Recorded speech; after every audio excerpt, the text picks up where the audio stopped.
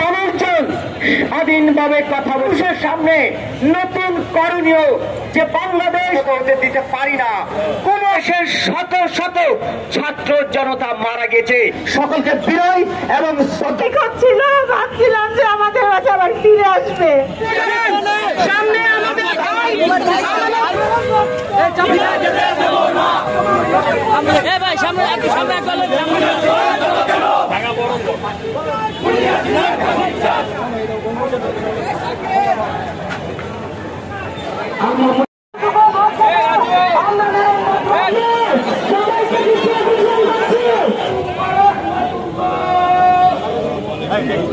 আমরা দেখতে পাচ্ছি পার্শ্ববর্তী দেশ ভারতে বসে বসে ফ্যাসিবাদী সরকারের যে প্রধান এই হত্যাকাণ্ডের মূল হোতা শেখ হাসিনা সেখান থেকে উস্কানিমূলক বক্তব্য দিচ্ছে।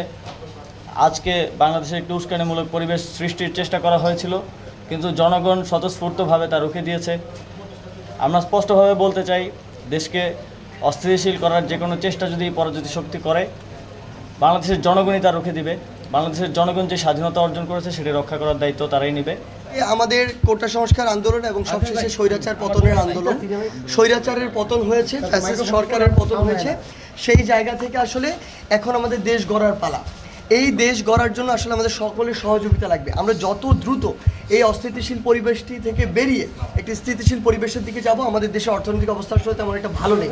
সেই জায়গা থেকে বাংলাদেশের গঠনের জন্য প্রত্যেকটা স্টেক হোল্ডার, আমরা সরকার বলি, আমরা জনগণ বলি, শিক্ষার্থী বলি, সাংবাদিক বা যত যারাই রয়েছে, আসলে সকলের একটি সহযোগিতা প্রয়োজন দেশকে স্থিতিশীলতার দিকে নিয়ে গিয়ে সামনের দিকে এগিয়ে নেওয়ার জন্য। আমরা আমাদের জায়গা থেকে স্পষ্ট মনে করি আসলে যে শিক্ষার্থীরা রাস্তায় থাকবে এটি কোনো স্থিতিশীল পরিবেশের উদাহরণ নয়।